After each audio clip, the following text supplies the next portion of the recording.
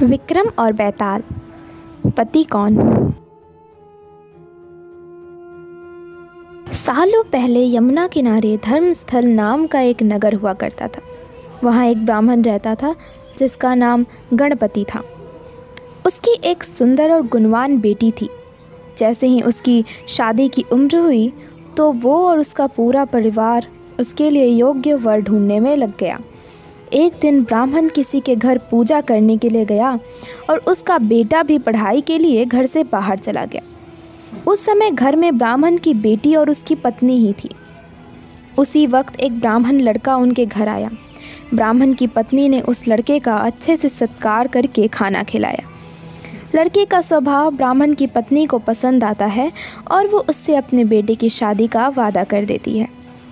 उधर ब्राह्मण गणपति जिनके घर पूजा करने गया था, वहाँ भी वो एक ब्राह्मण लड़के से मिलता है और उससे अपनी बेटी की शादी का वादा कर देता है। ब्राह्मण का बेटा जहाँ पढ़ने गया था, वो भी वहाँ एक लड़के से यही वादा कर देता है। कुछ देर बाद गणपति और उसका बेटा दोनों खुद से चुने हुए लड़के को लेकर घर में पहुँचते हैं। दोनों घर में एक और ब्राह्मण लड़के को देखकर चौंक जाते हैं।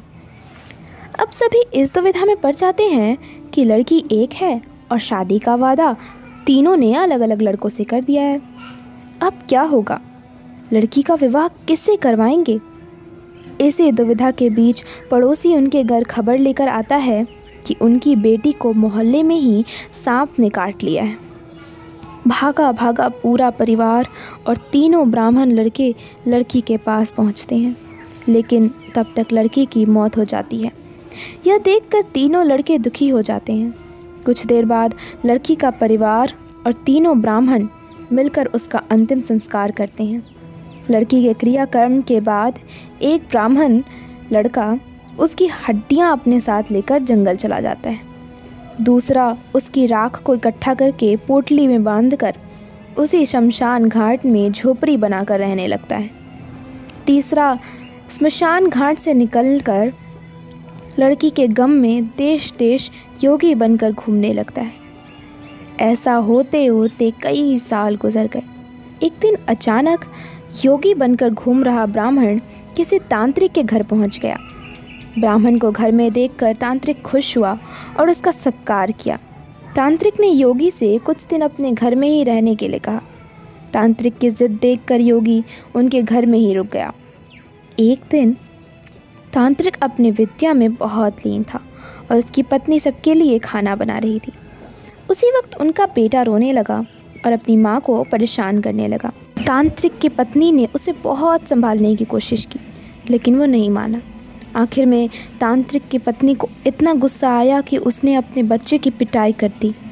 उसके बाद भी जब बच्चा चुप नहीं हुआ तो उसने उसे चूल्हे में डालकर जला दिया। यह सब देखकर योगी ब्राह्मण बहुत नाराज़ हुआ और बिना कुछ खाए ही अपनी पोटली लेकर उनके घर से जाने लगा। इतने में तांत्रिक आया और योगी से कहा, महाराज खाना तैयार है, आप इस तरह गुस्से में बिना खाए यहाँ से ना जाएं। गुस्से में योगी ने कहा, मैं इस घर में 1 मिनट भी नहीं रुक सकता। जहाँ ऐसी राक्षसी रहती हो वहाँ मैं कैसे कुछ खा सकता हूँ। इतना सुनते ही तांत्रिक झट से चूल्हे के पास जाता है और एक किताब से एक मंत्र पढ़कर अपने बेटे को जिंदा कर देता है। यह सब देखकर योगी हैरान रह जाता है। उसने सोचा कि अगर यह किताब मेरे हाथ लग जाए तो मैं अपनी पत्नी को भी जीवित कर सकता हूँ। योगी यह सोच ही रहा होता है कि उधर तांत्रिक बेटे को जीवित करने के बाद फिर से योगी से खाना खाने का आग्रह करता है। योगी खाना खाता है और वहीं रुक जाता है। अब योगी के दिमाग में बस यही चल रहा था कि बस वो किसी तरह से उस किताब को हासिल कर ले। सोचते सोचते रात हो गई। सब खाना खाकर सो जाते हैं। आधी रात को योगी उस मंत्र वाली किताब को लेकर तांत्रिक के घर से सीधे उस स्मशान घाट पहुंचता है जहां ब्राह्मण की लड़की का अंतिम संस्कार किया गया था। वो सबसे पहले झोपड़ी बनाकर उसी जगह रह रहे ब्राह्मण को बुलाता है और उसे सारी कहानी बस सुनाता है। उसके बाद दोनों मिलकर फ़कीर बने ब्राह्मण को ढूंढते हैं। फ़कीर ब्राह्मण के मिलते ही योगी ब्राह्मण दोनों से कहता है कि लड़की की हड्डी और राख लेकर आओ, मैं उसे ज़िंदा करूँगा। दोनों ऐसे ही करते हैं। राख और हड्डी इकट्ठा करने के बाद लड़की को जलाई हुई जगह में योगी ब्राह्मण मंत्र पढ़ता है और लड़की जिंदा हो जाती है। यह देख तीनों ब्राह्मण खुश हो जाते हैं। इतनी कहानी सुनाकर बेताल चुप हो जाता है। कुछ देर बाद वह राजा विक्रम से पूछता है, बताओ वह लड़की किसकी पत्नी हुई? विक्रमादित्य बेताल के दोबारा उड़ने के डर से जवाब नहीं देते।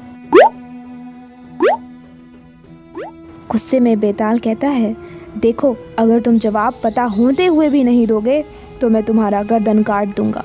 जल्दी से जवाब दो।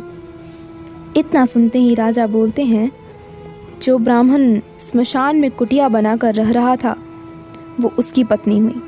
बेताल पूछता है, कैसे? तब विक्रमादित्य जवाब देते हैं, जो हड्डी चुनकर फ़कीर बन गया वो उसका बेटा हुआ।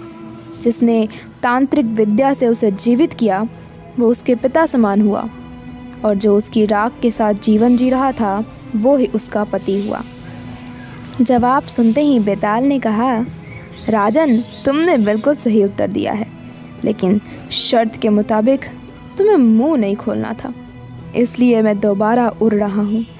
इतना कहकर बेताल दोबारा घने जंगल के किसी पेड़ में जाकर लटक जाता है और राजा विक्रम उसके पीछे उसको पकड़ने जाते हैं।